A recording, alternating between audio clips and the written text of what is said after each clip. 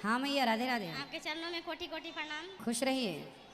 बाबा मेरा ये कहना सवाल है कि जब लोग मरते हैं तो तेरहवीं किया जाता है, उसमें बहुत सारे चीज दान किए जाते हैं। ठीक है। तो बहुत लोगों का कहना है कि जो दान करते हैं वो केवल पंडित का हो जाता है, वो मरने वाले को नहीं मिलता है। तो क्या ये सही है?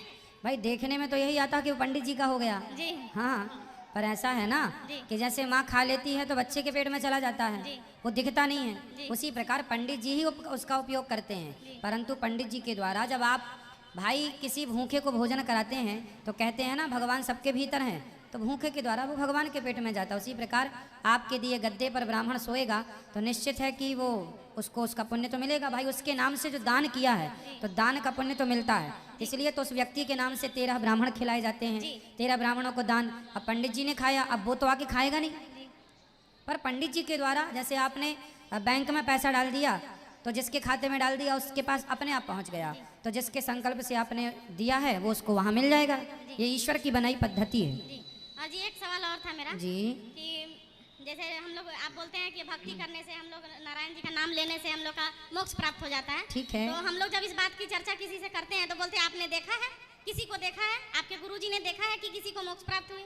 तो उस समय हम उनको क्या जवाब दें ताकि उनका मतलब मन संतुष्ट हो जाए? उनसे बोलना कि हम संसार, सुनो, संसार के प्रपंच से आप हटकर भगवान के चिंतन में लग गए, यह भी मोक्ष ही हो गया। ये भी मोक्ष ही है। मरने के बाद जो मिलेगा वो वाला अलग है, अभी तो जीते जी हम लोग मोक्ष में हैं। तो आप कहिए, और समझाना ही काम है तो समझा ही सकते। उनको हमारे पास लाओ, आप लोगों से लोग नहीं समझेंगे। जी। और मेरा एक सवाल और था बाबा जी, आप लोग समझाओ। अच्छा है। जैसे मुस्लिम परिवार में होता है कि उनको मतलब कुरान जो लोग पढ़ते हैं बचपन से ही उनको पढ़ाया जाता है। ठीक है। फिर हम लोग के ऐसे नियम क्यों नहीं है कि हमारे बच्चे को भी हम लोग मतलब हम लोग को भी नहीं बताया कि अब हम लोग आपके द्वारा जाने हैं तो बच्चों को वो चीज बता रहे हैं। हाँ। लेकिन पहले से हम लोग के माता पिता या माता पिता के भी माता पिता उन लोग क्यों नहीं ऐसा किए कि हम लोग को भी अनिवार्य है? सनातन धर्म में भी गीता रामायण का पाठ प्रतिदिन करना अनिवार्य होता है। वो लोग दिन भर में 2 बार पढ़ते हैं बाबा जी, हम लोग 1 बार भी नहीं। क्यों ऐसा? क्यों क्या कमी रह गई हम लोग सनातन धर्म में? कमी ये रह गई कि हम सनातनी लोग अपने शास्त्रों से विश्वास उठा चुके थे, अब जम रहा है थोड़ा थोड़ा। युवा पीढ़ी जो हमारे पूर्वज हैं, हमारे पिता तुल्य जो भी हैं, उस दौर में ना सत्संग बहुत कम हो गया था। हमारे जब हम छोटे थे ना तब हमारे गांव में कभी कभी भागवत हुआ करती थी, कभी कभी 10-50 गांव में सत्संग हुआ करता था। तो अब पहले सत्संग की कमी थी तो ज्ञान भी कम था। अब सत्संग टीवी के द्वारा आप लोग जुड़े, कथा दास अनिरुद्ध कंटिन्यू सुना रहा है, तो प्रभाव, अब सत्संग जागा है, सत्संग बढ़ा है तो उसका प्रभाव भी बढ़ेगा। सत्संग बढ़ेगा तो प्रभाव बढ़ेगा, जो कि बढ़ भी रहा है, जो कि दिख भी रहा है। जी महाराज जी। तो पहले लोगों को करना था, नहीं किए, गलती है।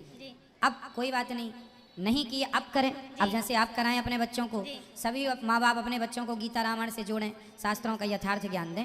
जी आपका बहुत बहुत आभार है महाराज जी कि हम लोग को मतलब सनातन धर्म के लिए फिर से आप जागरूक कर रहे हैं लोगों को, और आने वाले समय में लगता है कि पूरे भारत में वृंदावन का ही माहौल बन जाएगा। बिल्कुल बिल्कुल, बहुत सुंदर, सही कहा कामना है। और एक सवाल है बाबा जी मेरा कि मेरे घर में ना एक नारायण जी का पीतल की मूर्ति है, तो क्या मैं लड्डू गोपाल ले सकती हूँ कि उन्हीं की पूजा करूँ? हाँ हाँ, गोपाल जी भी ले सकते हैं। ठाकुर जी हैं आपके घर में श्रीमन नारायण, तो आप उनकी भी सेवा करें। दोनों, जैसे आपके मोबाइल में आपकी बहुत सारी फोटो हो सकती हैं कि नहीं, कभी ऐसे बैठे की, कभी ऐसे की, कभी ऐसे की, फोटो आदमी खिंचाता कि नहीं? जैसे आपके मोबाइल में बहुत सारी आपकी फोटो हो सकती हैं, उसी प्रकार ये तो ठाकुर जी हैं। कभी उनके गोपाल रूप का दर्शन करो, कभी उनके विष्णु रूप का दर्शन करो।